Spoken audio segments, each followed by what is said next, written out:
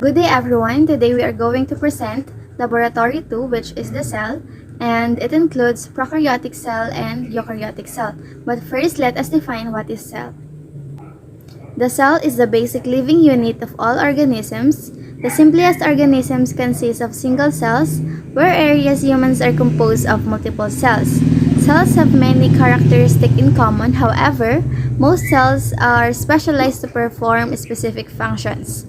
The human body is made up of many populations of specialized cells, and it includes blood cells, reproductive cells, and of course the nerve cells. These nerve cells is also called the neurons, and it have long connections and it helps to transmit messages throughout the nervous system. This cell or this living cell is composed of two general categories, which are prokaryotes and the eukaryotes. Prokaryotes don't possess a true nucleus and membrane-bound organelles, while eukaryotes possess a true nucleus and membrane-bound organelles. Under the eukaryotes, we have the multicellular organisms, which includes plants, animals, fungi, parasites, and algae. And for the next one, we have the viruses.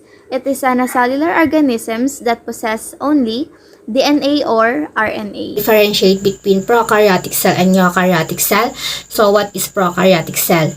Single-celled microorganism known to be the earliest on Earth. Prokaryotics include bacteria and archaea. The photosynthetic prokaryotics include cyanobacteria that perform in photosynthesis. A prokaryotic cells consist a single membrane, and therefore all the reactions occur within the cytoplasm. Example of this is include bacteria, cyanobacteria, which is the color of blue, green, and etc.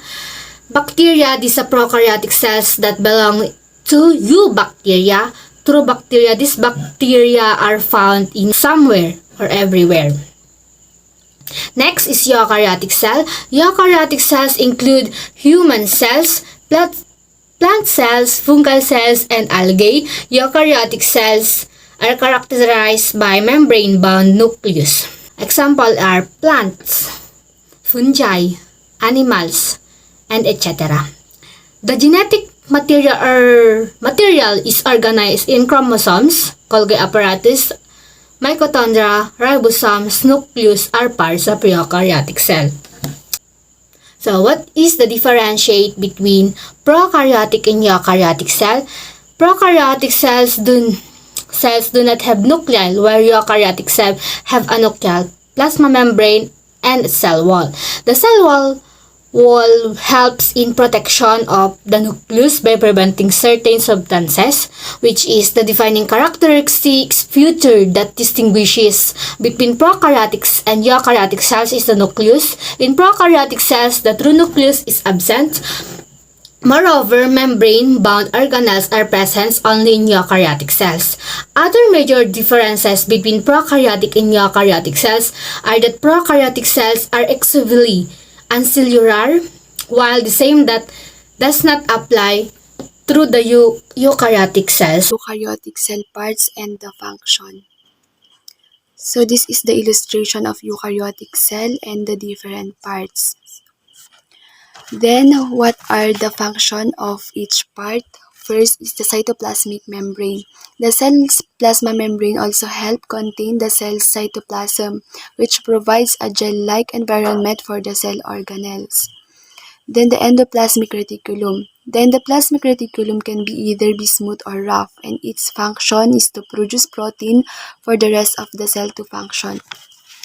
Next, the ribosome. Ribosome particles that is present in large number in all living cells and serves as the site of protein synthesis. Ribosomes are particles that both present in prokaryotic and eukaryotic cells. Nucleus. The nucleus controls and regulates the activities of the cell growth and metabolism and carries the gene structure that contain the hereditary information. The nucleolus. The nucleolus is the most conspicuous domain in the eukaryotic cell. Main function is ribosomal rRNA synthesis and ribosome biogenesis. The nuclear membrane. A nuclear membrane is a double membrane that encloses the cell nucleus. It serves to separate the chromosomes from the rest of the cell. The Golgi. It is a cell organelle that helps process and package proteins and lipid molecules, especially protein destined to be exported. The cytoplasm is the gel-like water-based fluid, or it is called cytosol. Water-based fluid that occupies the majority of the volume of the cell. The cytoplasm are the site of energy production, storage, and the manufacture of cellular components. Then the mitochondrion are the tiny organelles that transfer energy from organic molecules to adenosine triphosphate or the ATP.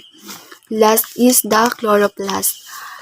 It are the plant cell organelles that convert light energy via the photosynthetic process. Prokaryotic cell parts and function. Prokaryotic cell parts: pili, capsule, cell wall, plasma membrane, ribosome, mesosome, plasmid, nucleoid, fimbriae, flagellum.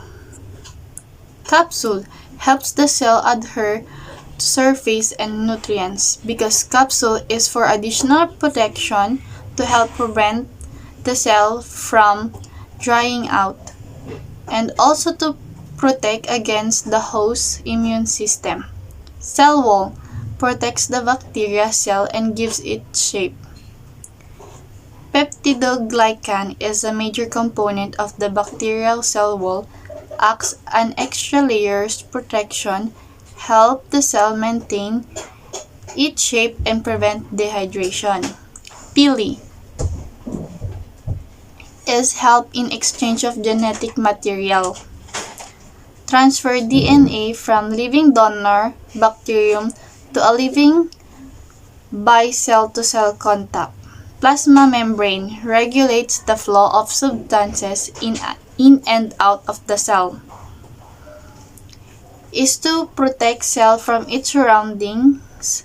It consists of the phospholipid bilayer with embedded proteins. Flagella help in the locomotion of a cell because it works like small motors with rotation.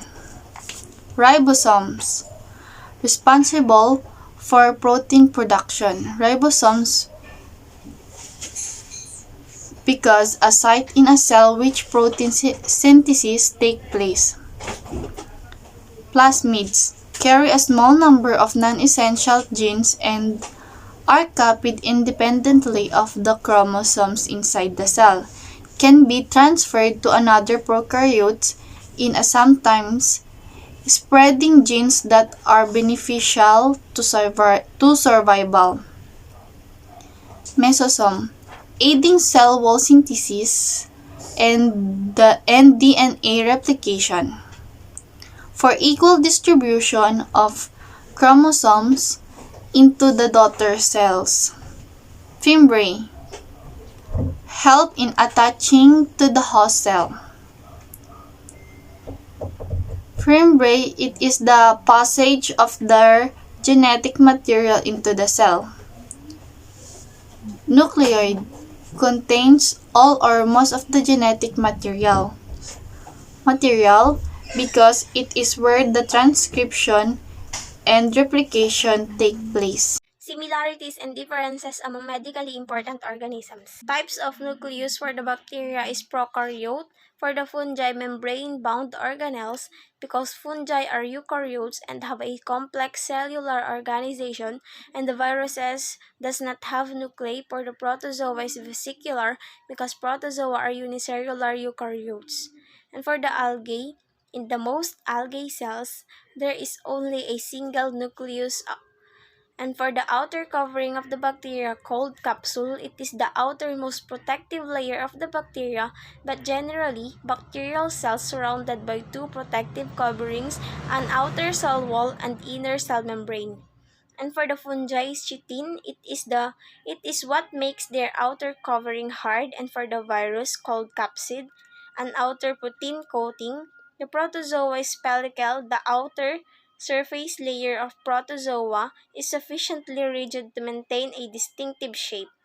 And for the algae is called lorica because some golden algae produces a shell-like protective outer covering. And for the nucleic acid present in the bacteria is DNA because it is a living organism. And for the fungi, also a DNA.